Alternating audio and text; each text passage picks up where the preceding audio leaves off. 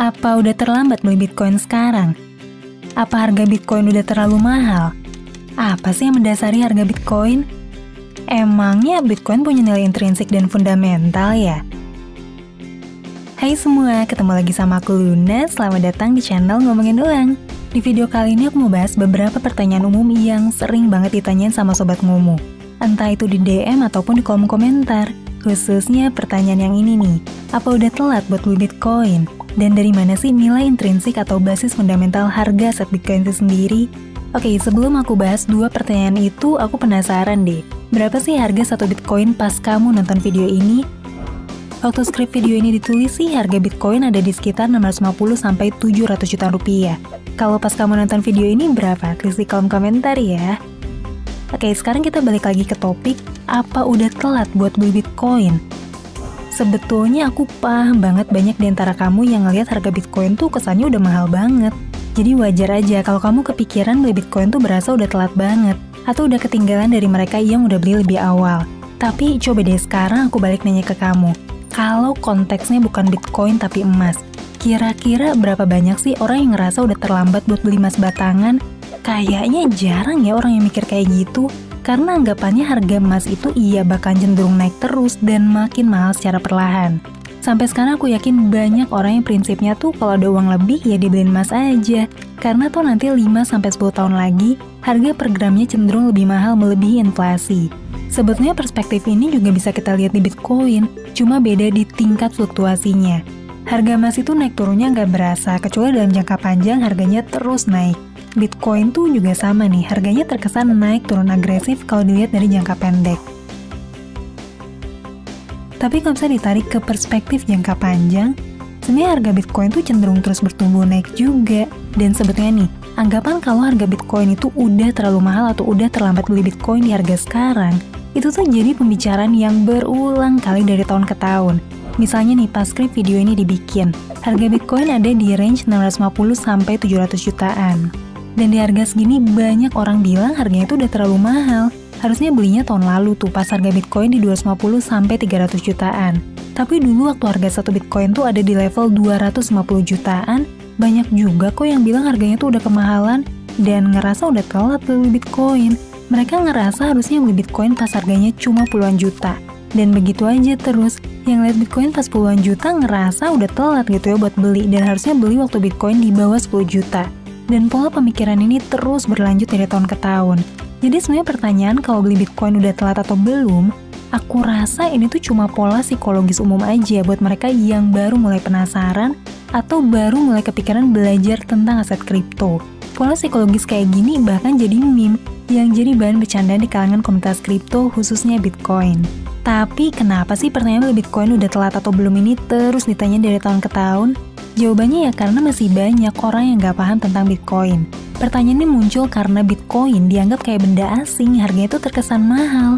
Pertanyaan ini muncul karena Bitcoin cuma dianggap sebagai uang mainan yang gak punya nilai intrinsik atau basis fundamental value yang jelas. Dan pertanyaan ini muncul karena Bitcoin dianggap sebagai tren teknologi sesaat yang cuma bersifat musiman doang.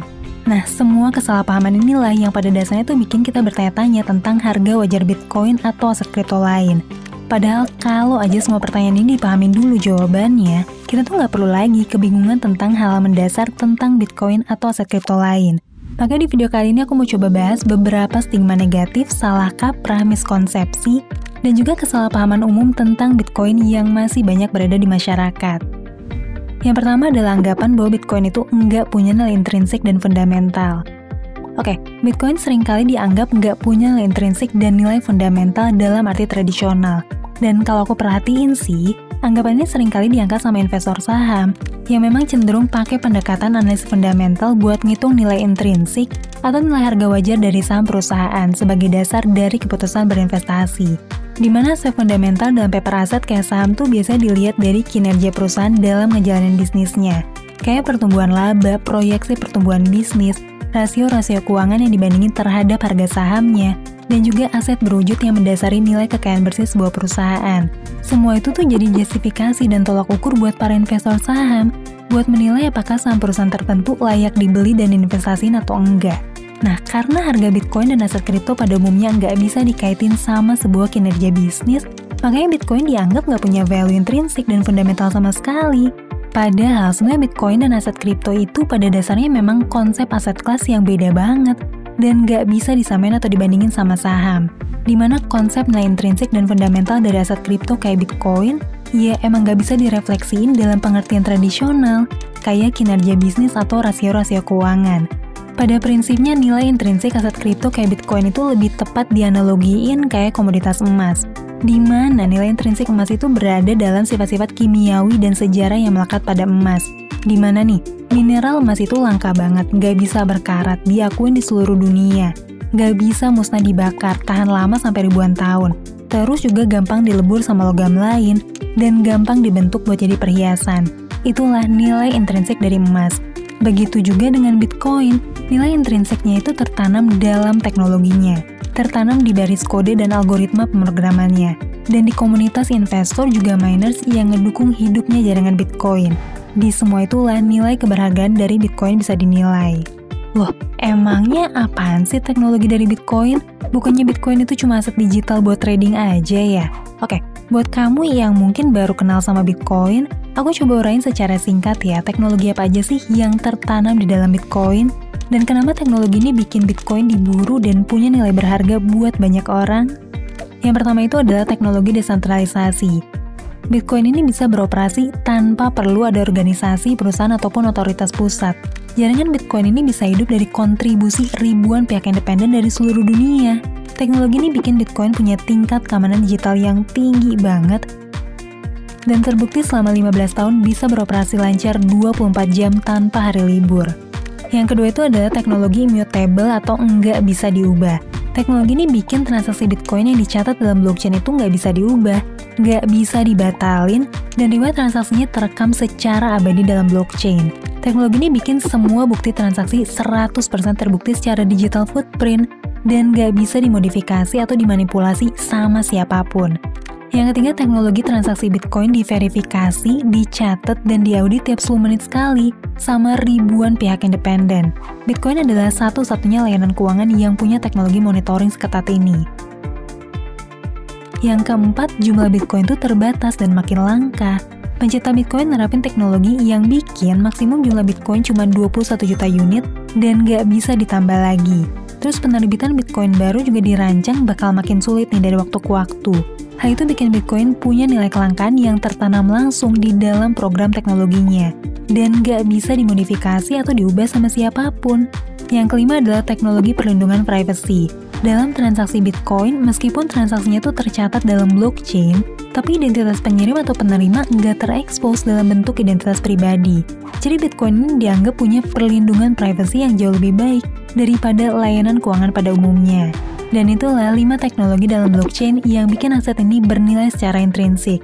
Karena tanpa kelima teknologi ini, ya Bitcoin kehilangan nilai fundamentalnya. Selama 5 aspek teknologi ini tuh melekat dalam Bitcoin, seiring dengan makin banyak orang dan institusi yang ngebutuhin teknologinya, maka harganya bakal makin naik karena ketersediaannya juga terbatas gitu. Oke, buat kamu yang mau mulai kenalan dan investasi ke aset kripto kayak Bitcoin, tim kamu nyaranin kamu buat mulai di aplikasi tempat jual beli aset kripto atau exchange kripto yang berada di bawah payung hukum dalam negeri dan patuh sama regulasi di Indonesia.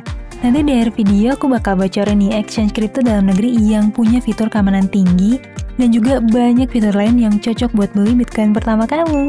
Oke, sekarang aku mau lanjut bahas tentang miskonsepsi yang kedua, yaitu karakteristik pergerakan harga Bitcoin. Banyak yang beranggapan kalau harga Bitcoin ini nggak bisa ditebak, bergerak terlalu agresif, dan nggak punya dasar analisis ataupun pola yang bisa dilihat. Padahal sebetulnya harga Bitcoin ini bergerak pada sebuah pola yang gampang kebaca kalau kamu ngelihat dari kacamata jangka panjang. Coba kamu perhatiin deh, ini harga Bitcoin dari kacamata jangka pendek. Tapi kalau kita tarik secara logaritmik, ini adalah harga Bitcoin selama 12 tahun terakhir. Kelihatan kan, walaupun kesannya harga Bitcoin tuh naik turun, tapi ujung-ujungnya terus naik dalam jangka panjang. Dan kalau mau lebih jelas lagi nih, aku kasih lihat performa harga Bitcoin tahunan dari tahun 2011 sampai 2022 kemarin.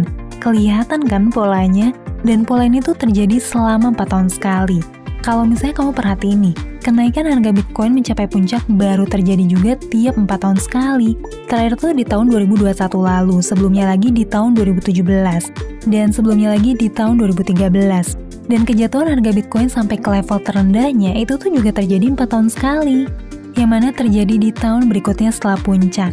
Misalnya di tahun 2022 lalu, terus tahun 2018, mundur lagi di tahun 2014. Tuh kan lagi-lagi polanya 4 tahun sekali. Dan kalau pola ini terus berulang nih, maka kenaikan puncak harga tertinggi Bitcoin berikutnya diprediksi bahkan terjadi sekitar second half tahun 2025 nanti. Pola 4 tahun ini sebenarnya bukan terjadi secara kebetulan, tapi karena memang Bitcoin didesain supaya tingkat peredarannya bakal makin berkurang tiap 4 tahun sekali. Dan ketika tingkat kelangkaannya meningkat nih, maka bakal micu harganya jadi naik. Fenomena 4 tahun ini disebut dengan Bitcoin halving. Kita bisa lihat nih grafik harga Bitcoin ini, di mana tiap kali terjadi Bitcoin halving, maka harga Bitcoin bakal ngalamin kenaikan signifikan sampai mencapai puncak baru. Dan prediksinya fenomena Bitcoin halving ini selanjutnya bakal tercapai di bulan April tahun 2024 ini. Sekarang mungkin kamu kepikiran gitu, kalau mau beli Bitcoin emang gimana sih? Caranya gimana? Jadi gini, di Indonesia perdagangan aset kripto kayak Bitcoin itu bisa kamu lakuin lewat perusahaan pedagang aset kripto yang berizin resmi dan berdiri legal di Indonesia. Tapi dari beberapa penyedia jasa layanan jual beli kripto kayak Bitcoin, ada satu nih exchange kripto berizin resmi yang punya keamanan yang tinggi banget, yaitu toko kripto. Yang pertama, toko kripto ini punya lapisan keamanan ganda yang disebut Withdraw Passkey. Fitur ini ngasih proteksi keamanan ekstra buat akun dan saldo kripto kamu. Keamanan lapis pertama adalah akses login ke akun kamu, yang bisa pakai biometris kayak fingerprint atau Face ID. Terus layer keamanan ekstranya adalah verifikasi tambahan. Tiap kali ada request buat deposit, penarikan, atau pemindahan aset dari akun kamu. Dengan begitu akun kamu tuh terlindungi secara berlapis. Apalagi toko kripto ini adalah exchange teregulasi resmi yang patuh sama regulasi pemerintah. Nah buat kamu yang masih pemula dan gak punya waktu buat terus mantau harga kripto, di toko kripto ada fitur price alert yang bisa ngasih tahu kamu tiap kali harga set kripto tuh nyentuh level harga tertentu. Kamu bisa pakai fitur price alert ini buat ngingetin kamu pas harga Bitcoin nyentuh target harga beli kamu, atau bisa juga nih kamu pakai buat ngingetin kamu pas harganya nyentuh target jual kamu buat take profit. Fitur ini juga bisa kamu kombinasiin sama fitur instant trade, dimana kamu bisa beli aset kripto secara instan di harga pasar saat itu juga.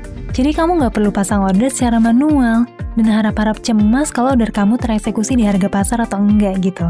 Dan yang terakhir buat kamu yang masih mau belajar lebih dalam tentang dunia kripto, toko kripto juga punya akademi yang nyediain konten-konten edukasi gratis buat kamu yang mau belajar kripto lebih lanjut. Kamu bisa daftar toko kripto pakai kode referral ini, atau klik link di deskripsi ya. Oke deh, segitu aja video ngomong kali ini. Sampai ketemu lagi di video selanjutnya. Tetap di channel Ngomongin Uang, karena ngomongin uang gak ada habisnya.